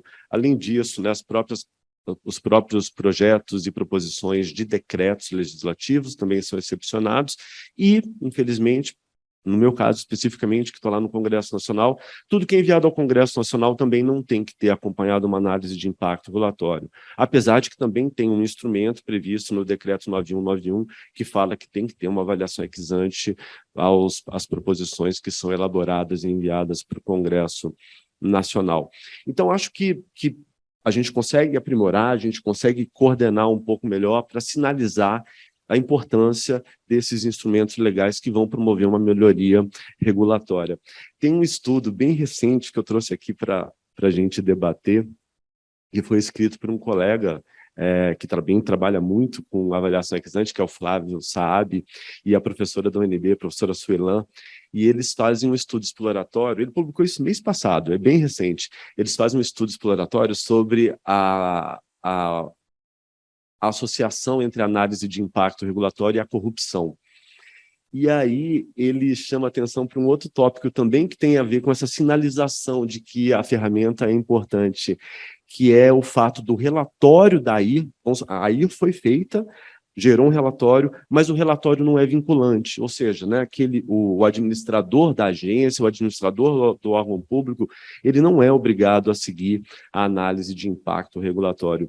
E aí no artigo, o Flávio Saab e a professora Suelan, eles falam assim, olha, isso acaba abrindo uma brecha para você ter captura regulatória, né, para você ter algum tipo de conluio, alguma coisa que vá gerar vieses em relação à atuação do Estado. E aí ele dá uma sugestão interessante, que também pode ser algo a ser pensado. Ele fala assim, toda vez que for descumprido, que o administrador, né, o agente político, não for cumprir o relatório da IR, que ele tem que justificar, mas mais ainda, que essa justificação seja apreciada por um colegiado no âmbito da administração pública federal. Isso é interessante, eu achei uma proposta bem interessante, que é algo que a gente poderia pensar também em termos de aprimoramento da matriz institucional para fazer com que essas melhorias regulatórias surtam efeito. Um outro tópico que o peer review trouxe para a gente é sobre o estoque regulatório, né? A importância da gente simplificar. E também a administração pública vem atuando fortemente nisso. A gente teve aí esforços, igual foi o Revogaço, enfim, né, várias várias atitudes no sentido de simplificar o nosso ordenamento jurídico e toda a matriz regulatória, mas, por outro lado, a gente vê algumas incoerências. Eu estava vendo uma ferramenta fantástica que a ENAP lançou, chama RegBR, que você consegue acompanhar o fluxo regulatório do governo federal. E aí a gente vê que, apesar da norma, né, exigir a simplificação, que às vezes os atos das pessoas vão no sentido contrário. E aí, de novo, chama a atenção talvez para essa falta de coordenação, para essa falta de liderança de alguém que realmente faça a administração pública comprar a ideia. Pelo RegBR, em 2020, apesar do esforço de todo mundo querer simplificar, em 2020 a ANTT publicou 2.120 regulações, só em 2020. A ANAC, 1.630 regulações, isso pelo instrumento que a ENAP lançou, né, o RegBR. A ANTAC, 603 regulações. Somando tudo, só das agências reguladoras, só em 2020 foram mais de 5.000 novos regulamentos. Então, a gente vê que algo, né, apesar de haver o esforço legal e normativo de simplificação, de racionalização, muita gente não comprou a ideia, né? A gente continua tendo uma proliferação de atos legislativos. Eu não estou falando que esses atos sejam inúteis, claro que não, nem li os atos todos para fazer um estudo desse tipo, mas eles geram custo. Né? Se você tem 5.000 novos atos das agências reguladoras, a iniciativa privada, os regulados, estão tendo que ler 5.000 novos atos, né, para conseguir cumprir o que a administração pública fala. Por fim, dos níveis subnacionais, né, que também aparece bastante no peer review, e como que a gente faz para incentivar que estados e municípios também estejam dentro desse esforço de melhoria regulatória. E aí eu fiquei pensando, né, acho que uma boa iniciativa pode vir por algo que já existe, né? A gente teve recentemente a emenda constitucional número 109 de 2021, e ela adicionou o parágrafo 16 no artigo 37 da Constituição. Vou ler aqui rapidinho.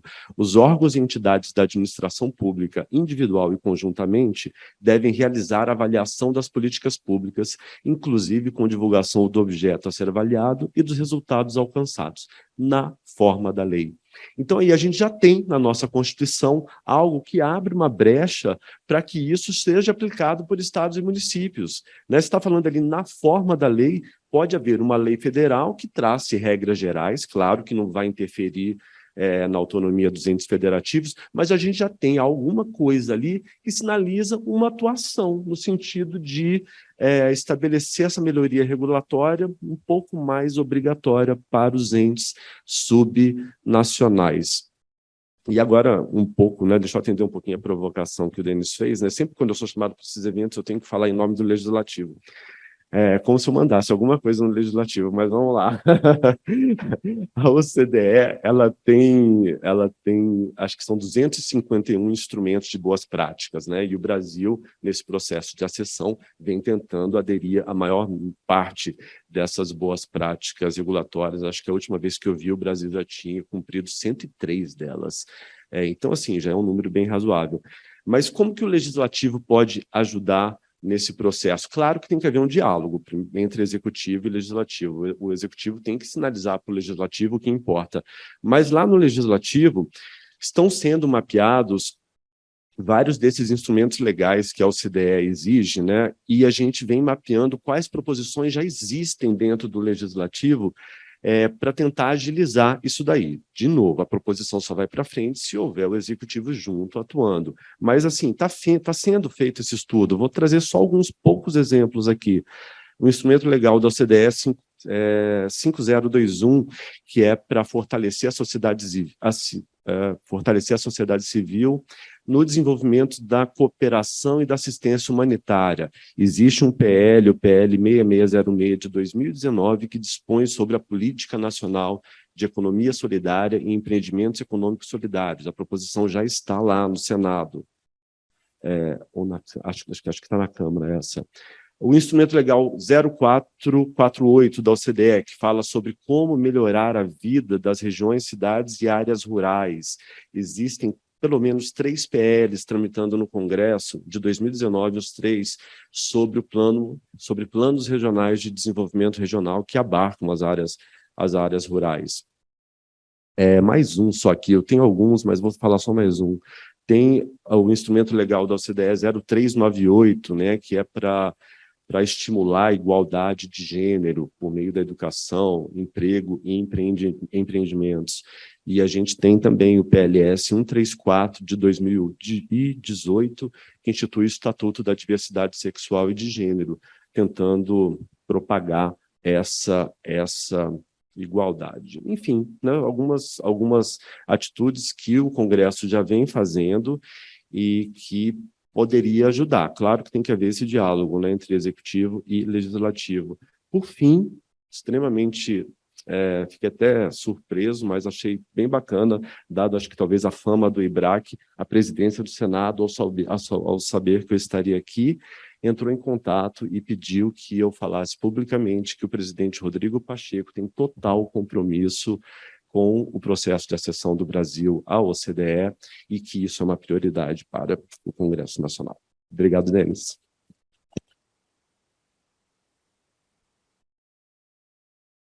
Muito obrigado, muito obrigado, Fernando, por trazer esse importante recado para nós, né? Vamos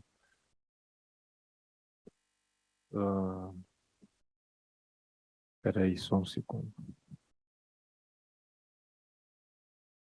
Muito obrigado por trazer esse importante recado para nós. Vamos pensar sobre isso lá, né, Matheus? Fazer alguma coisa em relação a isso. Acho que é importante dialogar com o Senado e saber que a presidência tem interesse nesse tema, é muito importante. E muito obrigado, como sempre, né? Não é a primeira vez que a gente divide um painel, pela sua excelente exposição. Na verdade, eu achei que você já tinha atendido a minha provocação quando você mencionou o decreto 9191, né? Porque já tem uma relação aí com essas questões do legislativo, mas ótimo que você pôde falar um pouco mais então. Eu teria alguns comentários para fazer, mas como o nosso tempo está realmente muito curto, eu vou passar imediatamente a palavra para a Natasha. A Natasha Miranda, que eu já apresentei brevemente, é advogada e trabalhou na missão do Brasil para a OMC em Genebra. Ela possui mestrado em Direito das Relações Econômicas pela PUC, é integrante da carreira de analista de comércio exterior desde 2014. Antes, ela atuou como advogada especialista em comércio internacional. Hoje, ela exerce o cargo de subsecretária de Política Regulatória da Secretaria de Acompanhamento Econômico, a SEAE, do Ministério da Economia. Por favor, Natasha. Obrigado. Obrigada. Boa tarde a todos. Boa tarde aos colegas Manuel, Pedro, que estão online. Prazer, mais uma vez, dividir a mesa com vocês e aos colegas presentes aqui.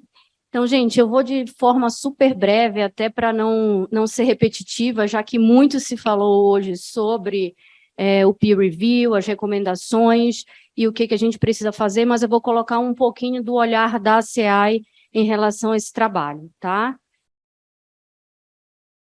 Bom, então, já vou falando. O que a gente pode dizer é o que está sendo feito pelo governo, né? O que a gente tem feito em termos de regulação. Então, a gente pode falar que desde 2007, né, começou com o PROREG, houve a Lei das Agências em 2019, Lei de Liberdade Econômica, 2020, todos os decretos que regulamentaram a Lei de Liberdade Econômica, o decreto 10139. Pode passar. Isso. O processo de acessão, próximo. Quer que eu vou passando? Vamos lá. Tá aqui, né? Desculpa, gente. Então, o decreto 10178, que é a revisão de todas as taxas, licenças necessárias existentes, o decreto de AR 10.411. Em 2021, houve a Lei de Ambiente de Negócios, que visa desburocratizar a abertura e operação de empresas no Brasil. Esse ano, a gente teve a conclusão do peer review. Esse foi um projeto que a gente começou no início de 2020, juntamente com a Secretaria Executiva, Casa Civil, a gente conseguiu delimitar e entender o que o Brasil precisava, né, para que a gente conseguisse aperfeiçoar a nossa política regulatória brasileira. Como o secretário falou pelo período da manhã, havia um gap entre o que as agências e o que os ministérios exercem em termos de política regulatória. Então, a gente queria usar esse instrumento, esse push da OCDE, para a gente conseguir alinhar principalmente essas boas práticas regulatórias entre as agências e a administração federal. O que também a gente percebe muito é que muito vem sendo feito no âmbito do governo federal para que a gente consiga impulsionar essa agenda. Mas a gente não consegue, quando você vai perguntar para o regulado o que ele acha que a regulação está melhorando, a percepção ainda é muito pequena em relação aos termos de qualidade da regulação.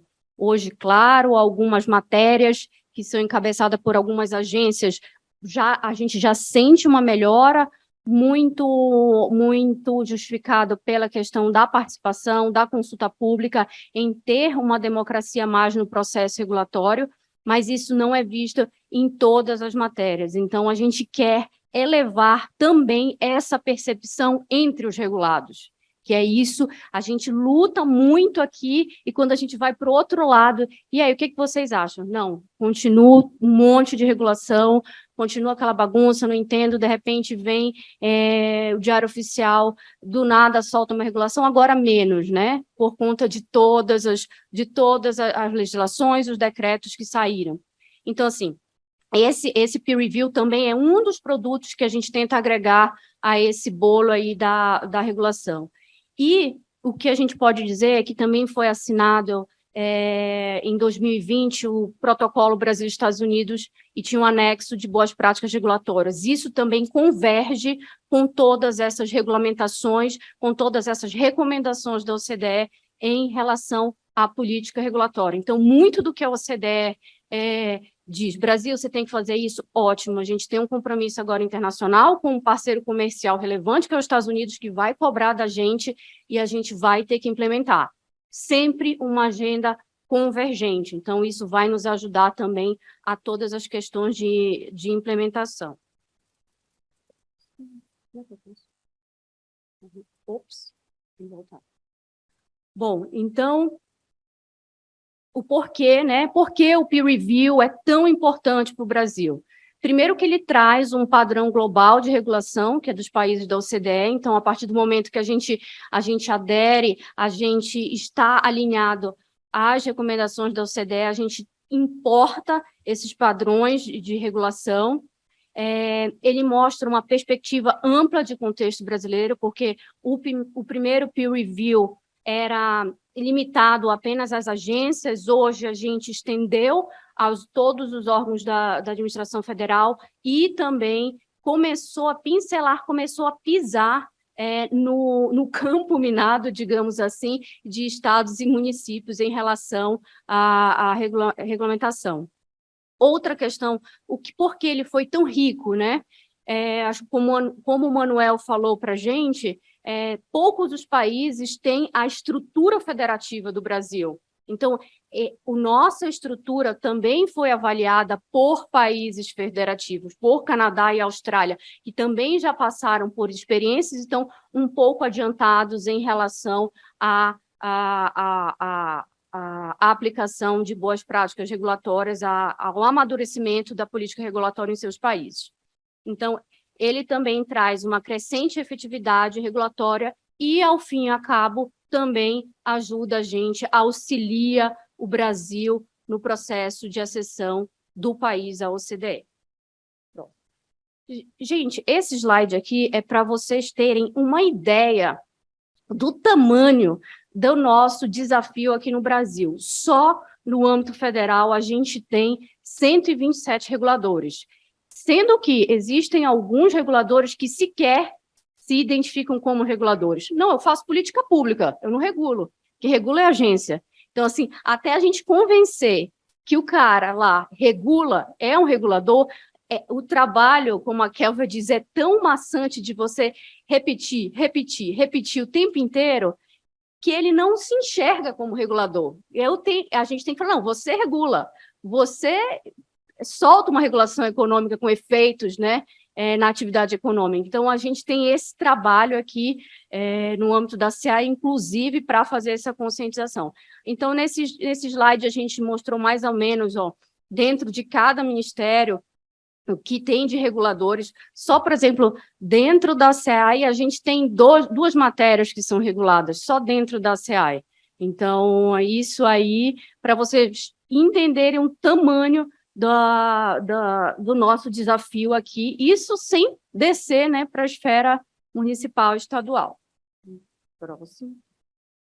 Bom, como vocês já viram aqui ao longo do dia, vou passar super rápido, o que a gente pediu quando a gente estava fazendo o peer review nós queremos algo objetivo. Então, a OCDE, ela dividiu as recomendações foram 15 pontos.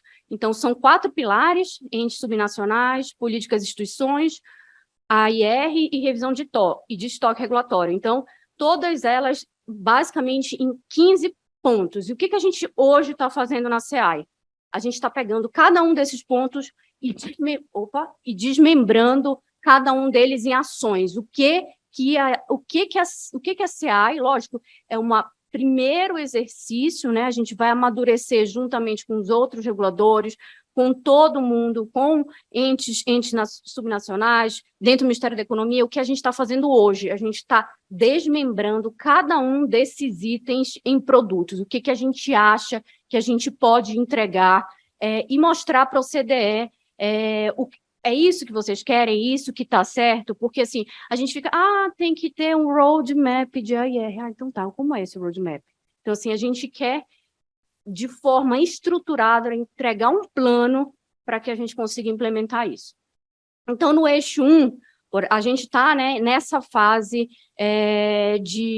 digamos assim, de amadurecimento. Então, foram 3 recomendações: documento de alto nível, órgão de supervisão regulatória e estratégia de longo prazo. O que a gente pensa? Talvez num decreto de melhoria regulatória, porque hoje a gente tem vários decretos: decreto de AIR, decreto de revisaço, decreto de não sei o quê. Por que não, às vezes, colocar tudo num decreto e chamar decreto de melhoria regulatória? Então, uma ideia. Então, isso a gente ainda vai discutir, porque está cada... passou, né? Desculpa. Eu estou me esquecendo o que está passando aqui. Então, cada um desses decretos hoje, quem não entende, quem não lida com a matéria, fica, meu Deus, cadê a consolidação aqui? Cadê a transparência? Cadê a racionalidade? Porque cada matéria está num decreto, foi o possível, porque nós caminhamos passo a passo, mas talvez agora, quem sabe, colocar tudo num documento só e trazer mais racionalidade para isso, entendeu? Isso é uma ideia. Em relação ao órgão de supervisão regulatória, como já foi falado, é algo que está sendo discutido no âmbito do governo. Então, não se tem uma palavra final, se é na presidência, se é Ministério da Economia, se não. Existem possibilidades. A SEAI hoje, como vocês veem, ela atua trazendo essa coordenação. A gente tem feito, lançamos instruções normativas recentemente, portaria da SEAI, justamente para fortalecer o papel da SEAI em termos de melhoria da qualidade regulatória, porque hoje eu acho que a gente passou por um processo assim, as pessoas precisam conhecer a IR, né? Então, alguns ainda precisam conhecer. Então, hoje a gente está preocupado, qual a qualidade dessas ARRs que estão saindo. Então, é isso que a gente precisa começar a olhar em termos de Brasil. Então, não se tem, né, clareza de como vai ser esse órgão.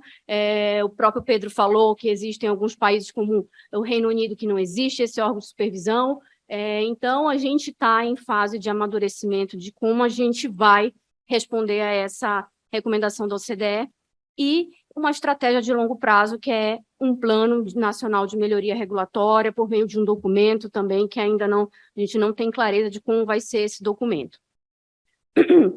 Então, a avaliação ex ante do que a CEAI, né, os itens que o que a OCDE recomendou: estratégia para implementação, comunidade de reguladores, consulta pública obrigatória e dados.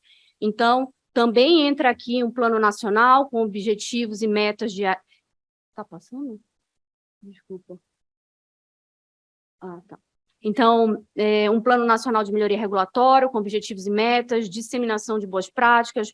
O protocolo Brasil-Estados Unidos vem trazendo a consulta pública de forma obrigatória agora para todos, né? E, além disso, você vai ter que publicar no site único, que hoje em dia o regulado, se o setor dele é regulado pela ANNTT e ANTAC, ele vai ter que entrar em três sites para saber se tem alguma consulta pública aberta. Então, a ideia é que isso seja centralizado no Participa BR e que, após a consulta pública, todos os comentários sejam publicados e também o órgão regulador vai ter que dizer se ele levou ou não em consideração aqueles comentários e também publicar o relatório de AIR nesse site. Isso tudo é compromisso assumido no âmbito do protocolo que a gente vai ter que implementar. Então, tem a questão de dados também, que é a elaboração e consolidação de catálogos de dados de órgãos e entidades e processo de troca de informação entre órgãos e entidades, porque a gente, né, quem está de fora acha a informação dentro do governo circula, não circula. Eu não consigo ter acesso à informação do órgão dentro do Ministério da Economia, porque existe sigilo. Então, assim, a gente precisa criar uma governança maior para que a gente consiga acessar esses dados da melhor forma. Próximo, por favor. Bom, revisão de estoque regulatório.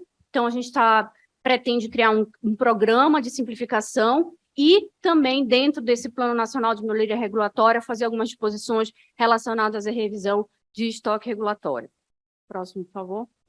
Bom, em relação aos entes subnacionais, eu acho que não que na esfera federal não tenha desafios, mas esse é ainda mais difícil. A gente tem procurado e começou conversas já com a Confederação Nacional de Municípios, então a gente vai conversar com a Associação Nacional de Prefeitos e também já com reguladores para que a gente consiga levar, com o auxílio da OCDE também, que se propôs a nos ajudar em disseminar essas boas práticas no âmbito municipal e no âmbito estadual.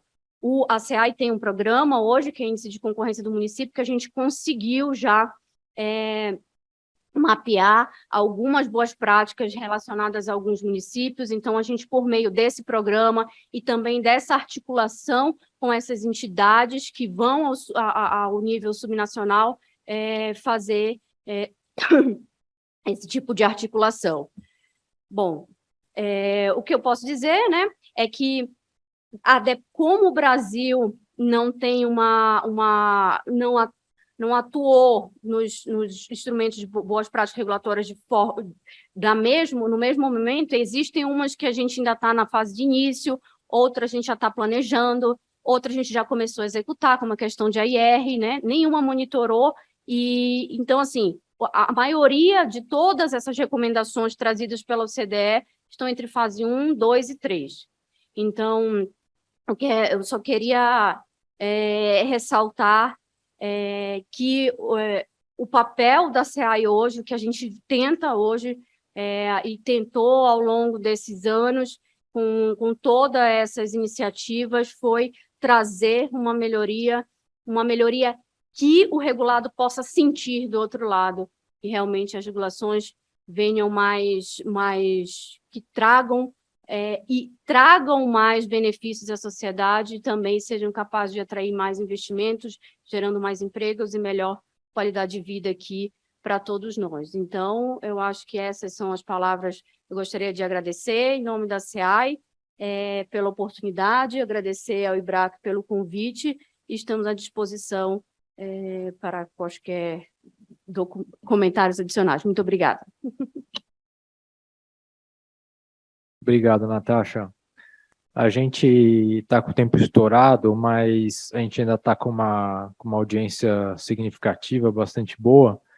Então, eu perguntaria primeiro ao Manuel se ele gostaria de fazer considerações finais. Thank you. In the interest of time, it's been a long day. I just want to thank the organizers for this wonderful hybrid forum. Compared to when we started the pandemic, all virtual, then we moved to hybrid mode. I think this one went congratulations to all the organizers. I just want to invite everybody that if you have not read the report, please read it. Happy to share with you the PDF copy. Just send me an email. And in terms of the better regulation at the national level, again, congratulate the work that the Ministry of Economy is doing in the by the team Tasha and Mesa and all of them. I think it's a wonderful initiative. All the initiatives they are taking. And just remember that this takes time. So the best choice, the best strategy is to take very firm steps, but one at a time, as in a pilot phase, learn from that, and then escalate.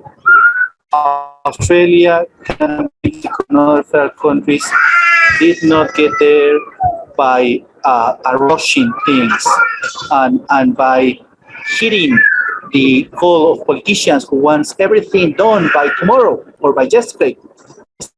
And if the minister is rushing things, you are always that we are available for a phone call, and then we can speak with the minister telling, look, this takes time. So take a gradual approach with firm step and learn from the experience. Thank you very much. Muito obrigado, Manuel. Nós queremos agradecer muito ao CDE pela participação nesse seminário. Em algum momento mais cedo hoje, você disse que o CDE está disponível para ajudar o governo brasileiro em qualquer momento neste processo de melhoria regulatória. O IBRAC também está à disposição, o governo brasileiro está à disposição da OCDE. Lhe agradeço mais uma vez e passo a palavra ao Pedro Farias para as considerações finais. Obrigado, Denis, obrigado ao IBRAC pelo convite, a todos os colegas painelistas. Eu quero felicitar principalmente os organizadores do evento. Muito oportuno num contexto aí que o Brasil vive hoje, que se está rediscutindo os grandes temas nacionais e discutindo as opções que o país tem aí, das decisões que vão afetar o futuro aí, do país nos próximos anos, e seguramente o tema das reformas regulatórias é um tema que merece ter seu espaço. Espero que essas discussões sejam aprofundadas. Nós vemos no contexto aí de recuperação econômica no pós-pandemia, com todas as necessidades de estimular o crescimento econômico, de estimular a inclusão através da produção dos setores sociais mais vulneráveis, que as reformas econômicas realmente aparecem como opções de baixo custo fiscal, num contexto em que os instrumentos fiscais e monetários se vêem praticamente esgotados.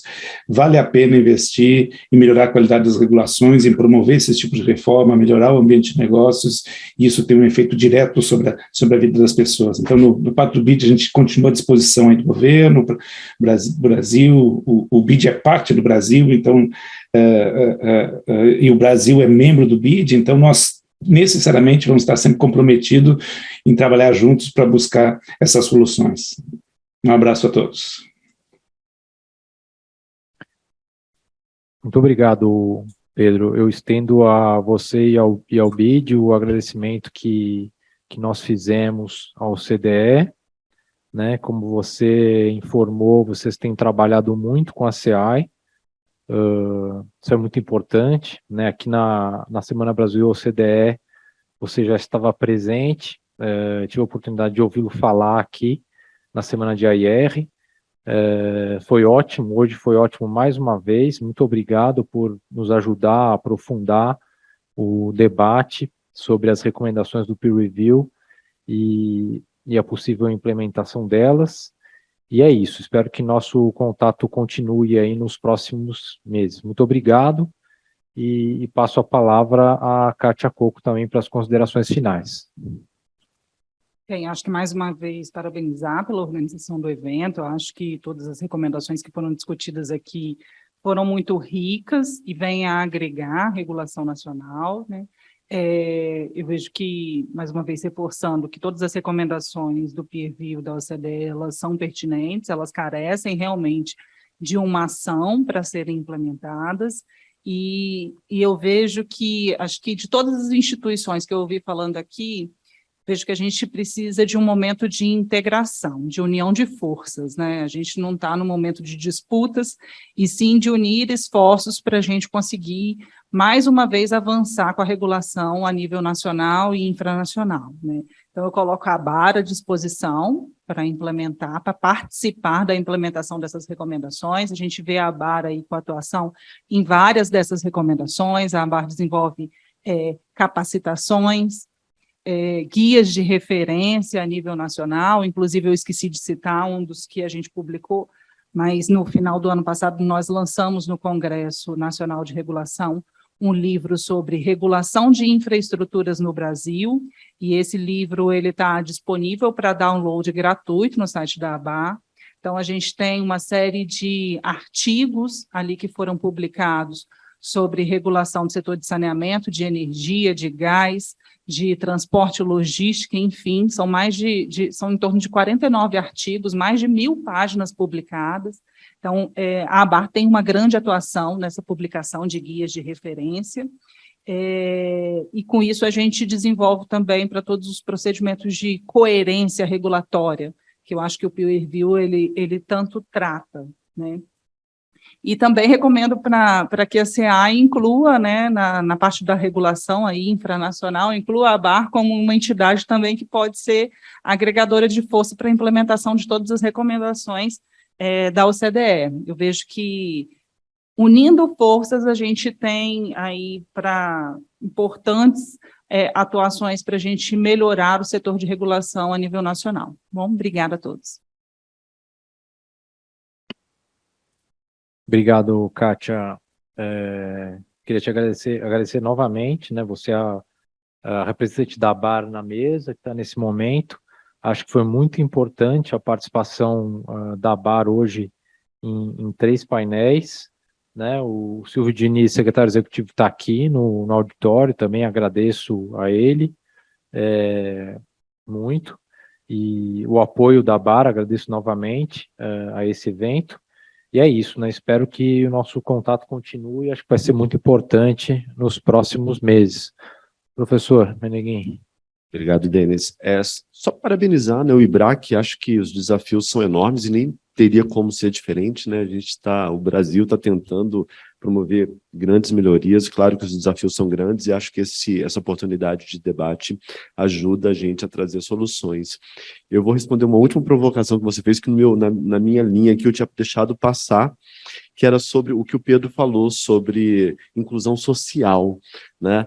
E isso vale a pena chamar a atenção, porque a gente fala muito de análise custo-benefício, né? Todas as avaliações ex ante falam muito de análise custo-benefício, mas a gente tem que lembrar que as análises de custo-benefício são neutras em relação à distribuição.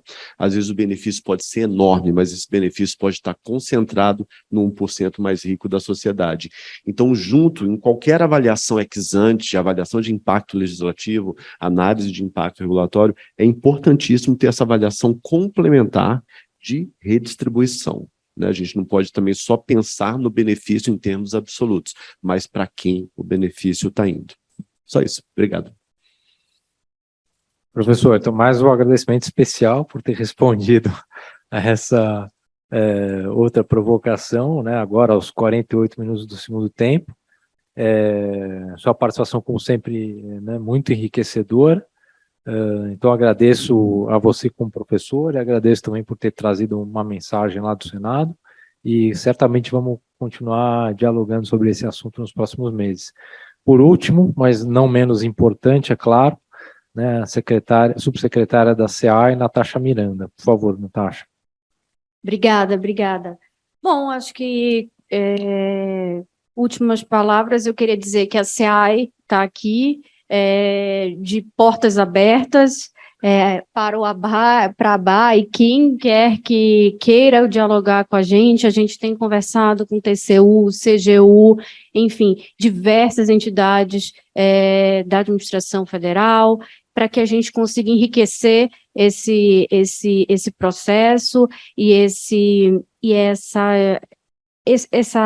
entrega que agora, eu acho que a parte fácil ficou para trás, que foi, né, ter a grande foto do Brasil em termos de política regulatória. Agora a gente quer alterar essa foto, mudar essa foto, melhorar essa foto. Para isso a gente precisa de cooperação. A CEAI sozinha não consegue. Hoje a gente tem em torno de 40 servidores apenas dedicados a trabalhar também com política regulatória. Além das análises setoriais, eles também acabam trabalhando com política regulatória. Então esse número é muito pequeno, porque a gente precisa, né? A Subsecretaria de Política Regulatória não tem 20 servidores, né, que tratam diretamente disso, alguns outros, mais 20 tratam, fazendo a análise setorial.